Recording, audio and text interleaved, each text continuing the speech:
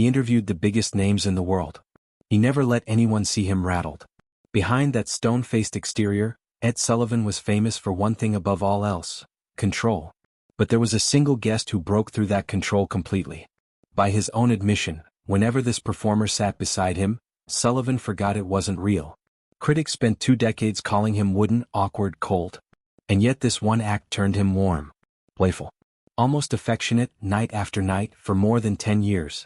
The chemistry was so convincing that audiences swore something genuine was happening right there on that stage. So who was the mystery performer who thought out America's stiffest television host? The answer surprised almost everyone who watched. Edward Vincent Sullivan came into the world in September of 1901, born to Elizabeth and Peter Sullivan. Looking back, it's almost remarkable that he made it out of childhood at all. He had a twin brother, Daniel, who lived only a few months. Not long after that loss, the family was hit again when a younger sister also passed away.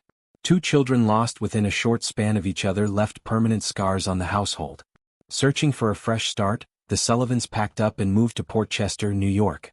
Even carrying that grief with them, people who knew the family described their new home as warm and full of life. There was almost always music playing. Someone at the piano, records spinning on the gramophone, the whole family singing together in the evenings. For a while, it looked like music might be young Ed's path forward. It wasn't. His talents ended up pointing somewhere else entirely. Sullivan liked to joke that his older sister Helen had gotten all the brains in the family, practically unnervingly smart in his words. But Ed had gifts of his own. Through his school years he became a genuine standout athlete. Baseball, basketball, football, track. Didn't matter which sport, he competed like losing wasn't an option. For a stretch, it really did seem like sports would define the rest of his life. Fate, as it turned out, had other ideas. Years later, Sullivan would become known as one of television's strongest allies for racial equality, a host willing to put black performers front and center and challenge the color line, even when it cost him with sponsors and network executives. He never backed off that position. Some of that conviction traced straight back to his childhood. Sullivan later described spending time in Connecticut around black athletes and entertainers, in clubs where people of different backgrounds simply mixed. No big deal, just how life worked. Those early years shaped a worldview he held onto for the rest of his career. Judge people by their talent and character, not their skin color. Talent was one thing he was far less forgiving about when it came to celebrities, but that's a different story. Right around graduation, Sullivan made a move that could have erased his entire future in entertainment before it started. He ran off and tried to enlist in the United States Navy. He was 17. They turned him away for being underage. Without knowing it, the Navy had just rejected a future television legend. With the military off the table, Sullivan went back to what he knew: sports. For several years he worked as a sports writer and editor at various papers. Steady work, but not yet the role that would define him. That changed the moment he landed at the New York Daily News. Instead of box scores, Sullivan started covering Broadway, celebrity culture, entertainment gossip. And almost overnight he was sitting at the center of New York's social world. His column carried real weight. A mention could make a career or wreck one overnight. Add a growing radio presence, and working out of the legendary El Morocco nightclub, Sullivan had become one of the most powerful voices in the city. Then something bigger than his column came along and eclipsed all of it. By the late 1940s, television was exploding. Families crowded around their new sets, mesmerized by a medium that seemed to bring the whole world into the living room. Industry insiders were convinced its potential was limitless. Sullivan, ironically, wasn't impressed at all. Producer Marlo Lewis thought Sullivan would be the perfect host for a new variety show called Toast of the Town. When Lewis first pitched it to him in early 1948, Sullivan barely reacted. To him, television was just another outlet for things he was already doing successfully in print and radio. The idea looked dead in the water. Then, for reasons nobody has ever fully pinned down, he changed his mind. By June of 1948, he'd signed on. That show would eventually become The Ed Sullivan Show, though its climb to icon status was anything but smooth. Early reviews were brutal. Critics found him stiff, awkward, wooden on camera. One particularly cutting reviewer argued that Sullivan hadn't succeeded because of a strong personality, he'd succeeded because he barely had one at all. That one stung. Sullivan had a well-known temper, and he didn't let criticism slide easily. His sharp comebacks became something of a legend themselves, a side of him audiences almost never saw on air. But while critics kept hammering his stiffness, regular viewers were seeing something else entirely. Week after week, families tuned in. It became a Sunday night ritual across the country. His plain, no-frills style, paired with an uncanny eye for spotting talent before anyone else caught on, turned the show into a genuine cultural institution.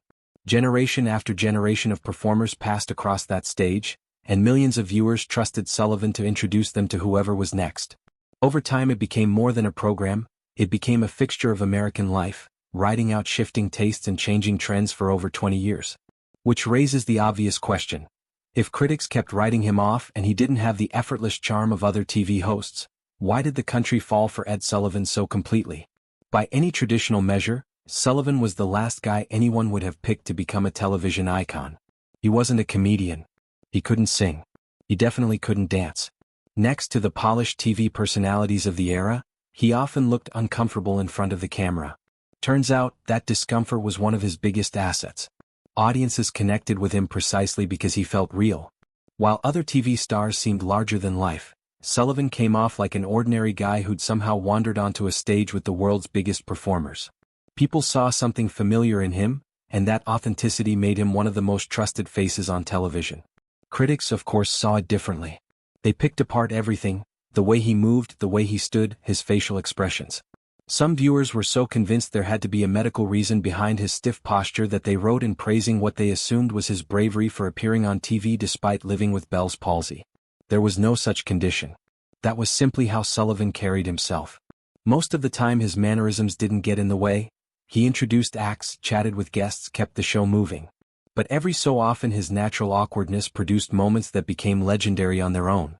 Once, while introducing a hypnotist, he gestured a little too enthusiastically and accidentally jabbed the man directly in the eye. If critics loved attacking one thing more than his mannerisms, though, it was his looks.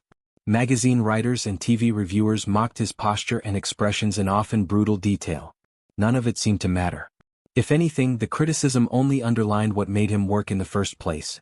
The show's success was never about glamour or charm. It ran on something much plainer. Sullivan felt like the guy next door. Eventually even his critics came around to the idea that his supposed weakness was exactly why families let him into their homes every Sunday night. Comedian Alan King, a frequent guest, put it best: Sullivan did basically nothing, and somehow did it better than anyone else on television. Sullivan eventually leaned into the joke himself. Sensitive to criticism as he was, he actively encouraged comedians to imitate him. The stiff posture, the hunched shoulders, that unmistakable voice. He usually loved the impressions as much as the audience did. But behind that self-deprecating charm was another Sullivan entirely, a man with a genuinely fierce temper. According to biographer Gerald Nachman, Sullivan approached conflict with the same intensity he brought to his lifelong love of boxing. Quick to anger, fiercely competitive, rarely one to back down from a fight. Sullivan admitted as much himself. He knew he had a habit of blowing up in the moment and trying to patch things up with an apology afterward. Nowhere was that temper more visible than in his clashes with performers. One of the most famous involved rock and roll pioneer Bo Diddley. Before a scheduled Sullivan appearance, accounts say Sullivan asked Diddley to perform 16 Tons instead of his own hit, Diddley Daddy. Diddley reportedly agreed at first and even rehearsed the requested song, but as showtime got closer, he had second thoughts. Figuring the audience would be expecting his own hit, he performed Diddley Daddy instead. That decision caused chaos backstage. Producers scrambled to rework the show's timing on the fly. Whole segments reportedly got shuffled or cut just to keep the broadcast on schedule. For Sullivan, the real issue wasn't the song choice. It was that a change had been made without his approval live on national television. By the end of the night, tempers had boiled over. Diddley later claimed the confrontation turned personal, that Sullivan accused him of betraying his trust and threatened to use his influence against his career. Diddley said he came away furious at what he saw as disrespectful treatment. Whether the fallout was purely professional or something more complicated remains debated, especially given Sullivan's genuine track record of supporting black performers at a time when many shows wouldn't. Either way, the relationship never recovered. Bo Diddley was never invited back. And he was far from the last performer to end up on the wrong side of Sullivan's temper. That same fierce loyalty to fairness, though, cut both ways.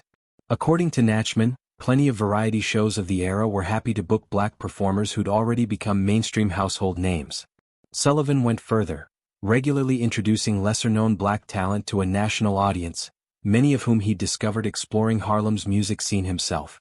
That commitment routinely put him at odds with sponsors. Something as simple as shaking hands with Nat King Cole, or kissing Pearl Bailey on the cheek, could trigger complaints from advertisers uneasy about the optics. Sullivan knew exactly what kind of backlash those moments could cause, and did them anyway. Biographer Jerry Bowles described occasions when Sullivan's stance on equality nearly cost him his career outright. In one incident, a senior Ford executive reportedly suggested he cut back on black performers. Sullivan's response was immediate. He allegedly threw the man out of the theater. Another blow-up happened after a performance by dancer Bill Robinson, when a car dealer from Cleveland questioned why Sullivan had put his arm around Robinson at the end of the routine. The comment set Sullivan off so badly that others reportedly had to physically hold him back before things turned violent. But his temper wasn't reserved only for sponsors and critics. Performers felt it plenty too. One famous clash involved Buddy Holly and the Crickets. Trouble started when Sullivan objected to lyrics in their hit "Oh Boy," feeling parts of it were too suggestive for family television. He pushed for changes, Holly refused. Things went downhill from there. The band showed up late for rehearsal, which already had Sullivan irritated. He needled them with a sarcastic comment about whether they were even excited to be there. Holly fired back with a sharp response of his own, and that exchange all but guaranteed friction would carry into the live broadcast. Sullivan responded in both big and small ways. The band's performance time got trimmed, and when introducing them he reportedly mangled Holly's name. Some accounts say he also had the sound crew quietly lower Holly's guitar during parts of the set, a quiet reminder of exactly how much power his platform carried. Comedian Jackie Mason found that out the hard way too. During one of Mason's sets, Sullivan stood just off camera signaling that his time was almost up, gestures distracting enough that they started pulling focus from the act itself.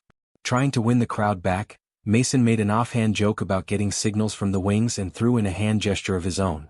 The moment spiraled fast. Because the key gesture happened mostly off camera, nobody could say for certain what Mason had actually done. Rumors took off, accusations flew, and the whole thing took on a life of its own. Publicly, Sullivan later suggested there were no hard feelings, and some accounts even described a supposed reconciliation. In reality, Mason never appeared on the show again. The fallout was brutal. Back then, an Ed Sullivan Show appearance could make a career overnight, and losing access to it could be just as devastating. Mason later said the controversy tanked his earning power for years, and it wasn't until a hit Broadway run in the mid-1980s that he felt he'd finally clawed his way back. Then came the fight with an entirely new generation of rock stars. By the late 1960s, Sullivan was in his mid-60s, hosting musicians young enough to be his grandchildren, kids whose rebellious streak often clashed hard with his old-school sensibilities. In 1967, he'd already forced the Rolling Stones to change the lyrics of "Let's Spend the Night Together" before letting them perform. Given the ultimatum, the band complied. The Doors took a different route. Booked to perform "Light My Fire," Sullivan objected to the line about getting much higher, reading it as a drug reference, and asked for it to be changed before the broadcast. The band agreed backstage. Then the cameras rolled, and Jim Morrison sang the original line exactly as written. That single moment torched whatever goodwill remained between the band and Sullivan. What made it especially remarkable was that producers had reportedly been genuinely enthusiastic about the group, even discussing bringing them back for future appearances. Those plans disappeared the second Morrison ignored the request. A Sullivan producer reportedly delivered the news backstage right after the show: the Doors would never be invited back. But crossing Sullivan wasn't the only path to history. For performers who earned his respect, the payoff could be enormous, and nobody illustrates that better than Elvis Presley. When Elvis first hit the national scene, Sullivan wanted nothing to do with him. Like a lot of adults at the time, he saw the hip-shaking performances and rebellious image as flatly inappropriate for family television. To Sullivan, Elvis looked less like a future icon and more like trouble waiting to happen. But there was one thing Sullivan understood better than almost anyone in the business: talent. And eventually, Elvis's popularity became impossible to ignore. Reluctantly, Sullivan agreed to book him for 3 appearances. The results were extraordinary. Details of their first private meeting have mostly been lost to history, but whatever happened clearly changed Sullivan's mind. Afterward, he publicly reversed his earlier criticism, calling Presley respectful and decent, proof that Sullivan really was willing to revise his opinion when someone proved him wrong. Still, as important as that support was for Elvis's career, Sullivan can't really claim to have discovered him. That credit belongs elsewhere. What Sullivan did help introduce to America was something that would reshape global pop culture, and it started with a chance encounter at Heathrow Airport. While traveling through England, Sullivan noticed a massive crowd swarming around a young British band. The frenzy was unlike anything he'd seen. Curious, he found out the group causing all the chaos was called the Beatles. Beatlemania was already sweeping the UK, but in America, almost nobody had heard of them yet. That was about to change. Sullivan booked the band for 3 1964 appearances, giving millions of Americans their first real introduction to the Fab Four. The response to their debut was immediate and overwhelming, the highest ratings Sullivan had ever polled, and one of the defining broadcasts in television history. Naturally, he was thrilled, right up until he had to remember their names. One of Sullivan's less celebrated traits was a famously unreliable memory, and it only got worse with age. Mo Howard of the Three Stooges once described him as a genuinely kind man who was surprisingly forgetful for someone in show business. Not an exaggeration at all. During one Stooges appearance, Sullivan accidentally introduced them as the Ritz brothers before scrambling to correct himself. Even longtime favorites weren't safe. Diana Ross later said that despite how often the Supremes appeared on the show, Sullivan rarely seemed able to keep their individual names straight, usually just calling them the girls. Audiences laughed it off, but it became part of his legend. A man with an incredible eye for talent who could rarely remember the names attached to it. By the late 1960s, television itself was shifting fast. New shows were chasing younger viewers, tastes were changing, and network executives had their eyes on a new era of programming. After more than 2 decades on air, The Ed Sullivan Show found itself fighting harder every year just to hold onto its ratings. In 1971, CBS made the call. The show was canceled, eager to refresh its lineup with something more contemporary. Sullivan took it personally. Furious about the decision, he reportedly refused to host out the final months, leaving the network to fill the schedule with reruns. For a man whose entire life had revolved around that stage for over 20 years, the loss hit hard, and without the weekly routine that had defined him, his health began to decline. Maybe the saddest twist came later. Paul McCartney once described running into Sullivan not long after the show ended, and Sullivan no longer recognized him.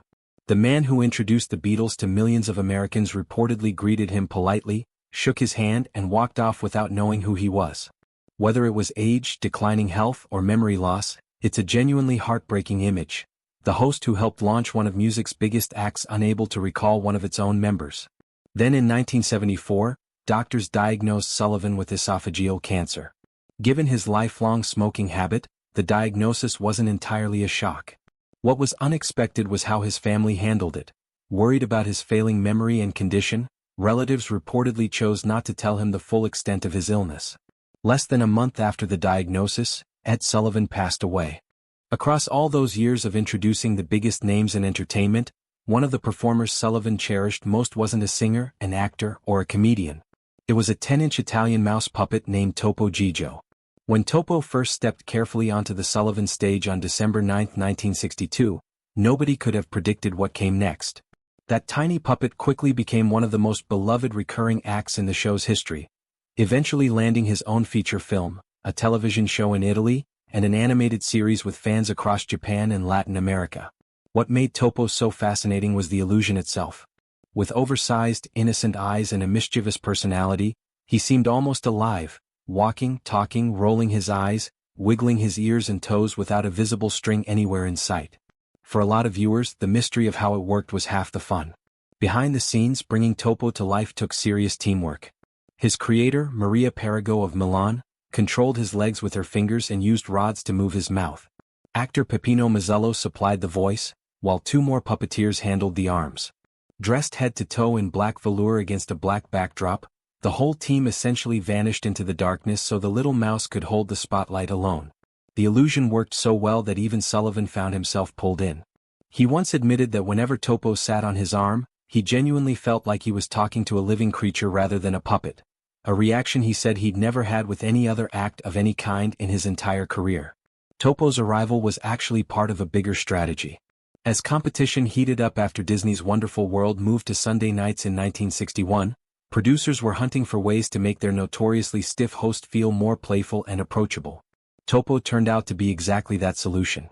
As the character's popularity grew, the show needed sharper material to keep the Sullivan and Mouse exchanges entertaining, which is when a young comedian named Joan Rivers stepped in to write Topo's dialogue, shaping the witty back-and-forth audiences fell in love with. It gave viewers a side of Ed Sullivan they'd never seen anywhere else. Years later, Rivers joked that the little mouse had covered her car payments for 6 months during her early career. Over the years, Sullivan appeared alongside Topo roughly 50 times, a genuinely remarkable run. Critics loved calling Sullivan stiff and awkward, but the moment Topo appeared, that image seemed to evaporate. He got warmer, looser, more playful. Together they bantered like old friends, and that chemistry became one of the show's most recognizable trademarks. Their conversations covered nearly everything: Topo's mother, his family, his girlfriend Rosie one week, rock and roll, Renaissance art, classical music, income taxes, even violin playing the next. His charm came from the sense that there was nothing this tiny mouse couldn't talk about. Still, audiences always knew how each appearance would end. Almost every time, Topo would turn to Sullivan and deliver his signature line, "Eddie, kiss me good night." It became a beloved ritual and one of the most memorable catchphrases in television history. By the late 1960s, Topo Gigio wasn't just a recurring guest. He was one of Sullivan's favorite performers, period. In 1967, Sullivan told his audience outright that few acts in the show's long history had earned that kind of affectionate acceptance from viewers. Then came December 14, 1969, Topo's final appearance on The Ed Sullivan Show. During the segment, the two of them talked about Christmas and the gifts Topo hoped Santa would bring. As Topo happily rattled off toy after toy, Sullivan gently interrupted, reminding him that the holidays weren't only about receiving, giving mattered too. Topo knew exactly what he wanted to give. He told Sullivan he wished to offer the whole world its greatest gift of all: peace on earth and goodwill to everyone. Those simple words became Topo Gigio's final message, to Ed Sullivan, and to the millions of Americans who'd been watching all along.